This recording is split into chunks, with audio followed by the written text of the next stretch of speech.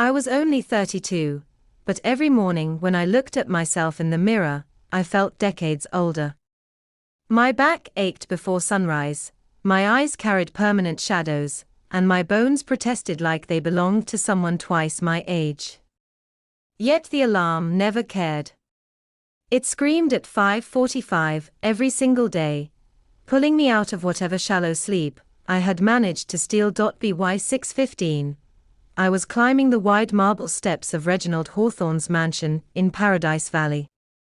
Those steps always gleamed like polished stone, reflecting the soft morning light. They were beautiful, but they felt like weights tied to my ankles. Every climb reminded me that this job was not optional. It was survival. Reginald was 82, living with frailty that had slowly unraveled his independence. He sat in a wheelchair, his hands trembling, his voice soft but steady. He had outlived most of the people he once worked with, trusted, or loved. I was his 8th caregiver in 2 years. The others had quit, saying the job was too demanding. I stayed because I didn't have the luxury of choice. My mornings began with bathing him, changing him, and preparing his breakfast. The oatmeal had to be thick enough for him to swallow safely, and I stirred it carefully, always testing the consistency before feeding him one slow spoon at a time. Some days he told me the same story 3 times before noon.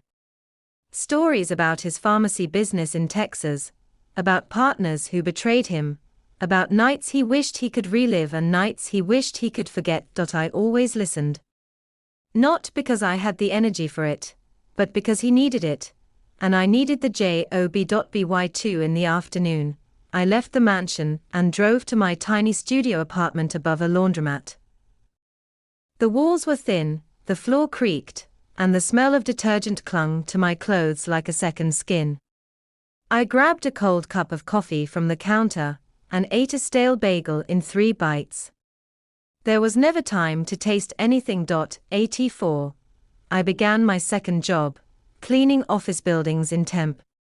Empty hallways, silent conference rooms, and floors that stretched endlessly under dim lights. I pushed a mop from one corner to the next, breathing in the sharp scent of industrial lemon until it felt like it had soaked into my lungs. When that shift ended at 10 at night, I drove for a rideshare app. My car's air conditioner had died 2 summers earlier, but repairs cost money I didn't have. I drove anyway.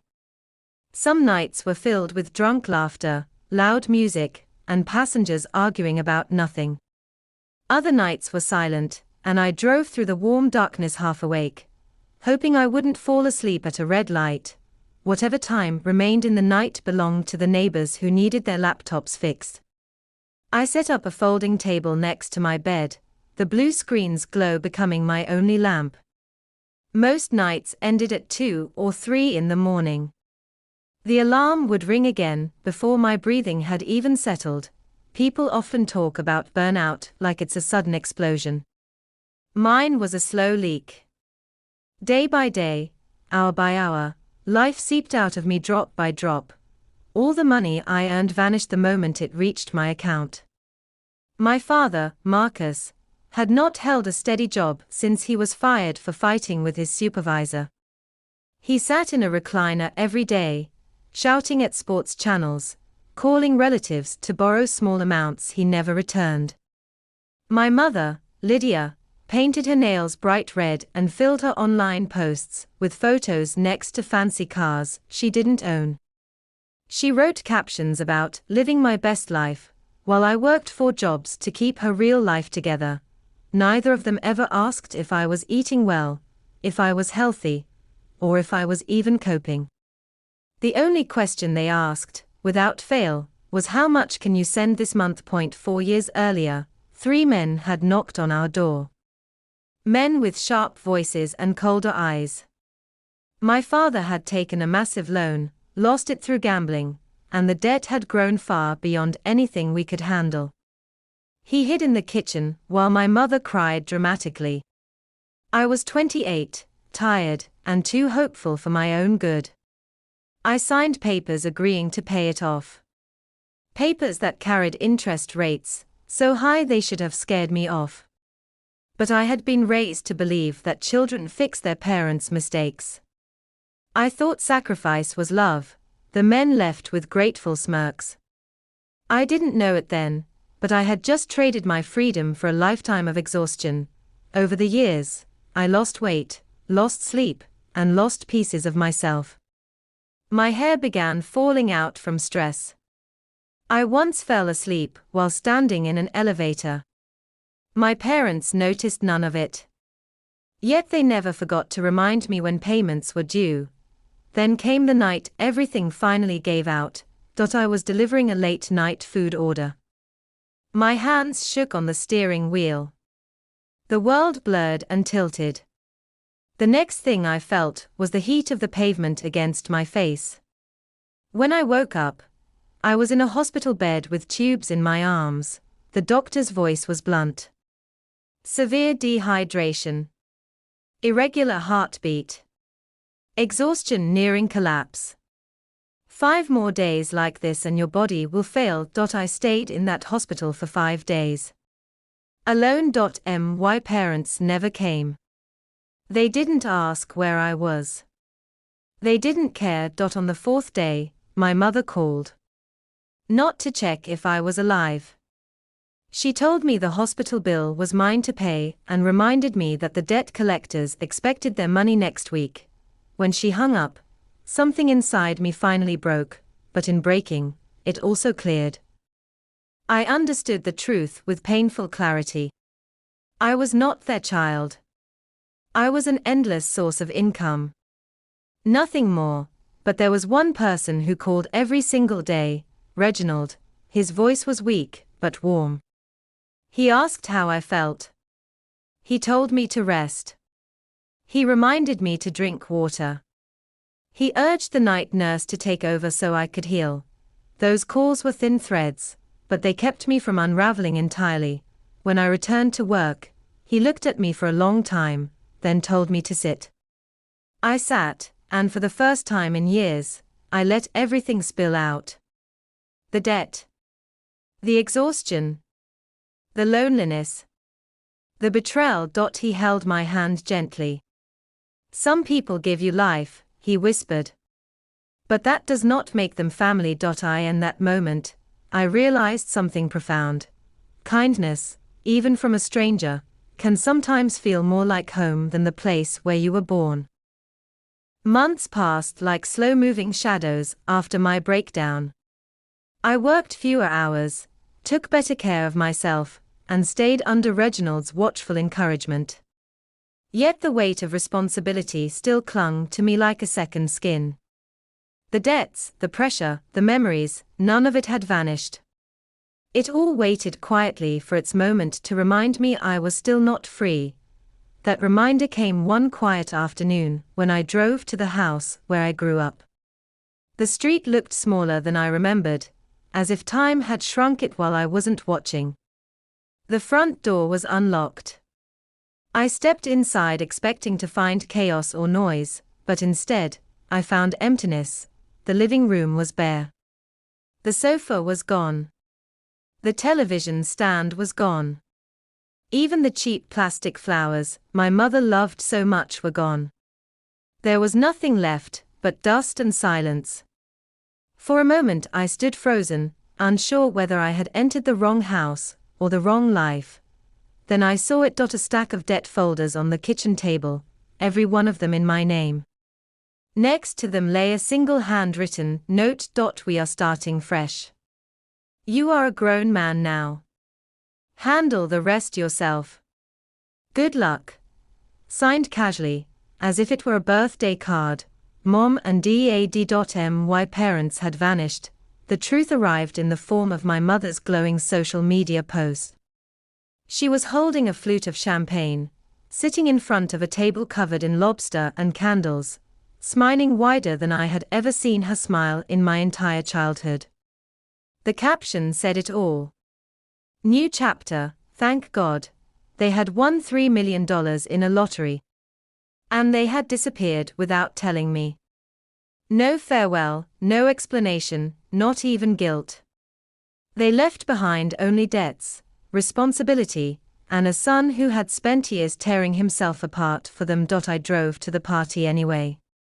I don't know why. Maybe I wanted answers. Maybe I wanted closure. Maybe some part of me still believed that if they saw my face, they would remember that I mattered. The hall was filled with music and flashing lights. They were celebrating their luck while I stood outside like a stranger looking in. When I finally approached them, my voice trembled with a question I already knew the answer to. Can you at least pay back what I gave you? My father, drunk and flushed with victory, shouted across the room, calling me ungrateful. He said my sacrifices were nothing, that he had raised me and I owed him. My mother laughed, waving her champagne glass, saying they didn't need me anymore. Her words hit me like cold water. We don't need you anymore. It was strange how light I suddenly felt. The moment those words left her mouth, my attachment to them, years of guilt, fear, obligation, crumbled like dried leaves. I walked out of that party and never looked back. Life has a way of closing one door and opening another, sometimes so quietly you don't notice until you step through. In November, at 3 a.m, Reginald Hawthorne passed away peacefully. I stood at the back of the cathedral during his funeral, wearing the only suit I owned. His children whispered about property and vacation plans. None of them cried. A week later, I was called to the reading of his will. I almost didn't go. What place did I have among his family? I was just the caregiver. But something in me said go. The conference room was filled with disbelief the moment my name was read. Reginald had left me $10 million and a handwritten letter. The room exploded. His children accused me of manipulating him. His grandchildren shouted that I was a thief. One of them even lunged at me, and security dragged him out while cameras flashed from every corner. Within hours, the entire city knew my name. Not the hard-working caregiver. Not the man who had given up everything. No, now I was the villain in a story told by people who never knew me. Online posts twisted the truth. Photos were edited. Audio was faked. I lost my job, my privacy, and my peace in a single night. One evening, while I hid in a cheap motel room, trying to breathe through the panic, someone banged on my door. It was one of Reginald's grandsons, demanding I sign away the inheritance. His threats spilled out like poison. When he left, the room felt smaller, the walls felt closer, and I felt more alone than ever. That night, with shaking hands, I finally opened the letter Reginald had left for me. My dear Ethan, this money is not a reward. It is a door. Walk through it. Build a life that belongs to you alone. You gave me dignity when I had nothing left to give. Now take some for yourself. Live well. That is the only thanks I want. With love, the grandfather you gave me, Reginald. I read it again. And again. Each time, something inside me settled. Something strengthened. I stopped running. I fought the lawsuit with the truth. Reginald's medical records proved his mind was sharp. A video he recorded himself expressed his decision clearly. The letter he wrote me was read aloud in court. The room felt heavy, every eye watching me. But when the judge ruled in my favor, it felt like the world exhaled. The headlines changed overnight. The villain became the grandson money couldn't buy. When the funds finally arrived, I didn't celebrate. I didn't buy luxury, or escape to another city. I paid off the debt that had been chaining me for years.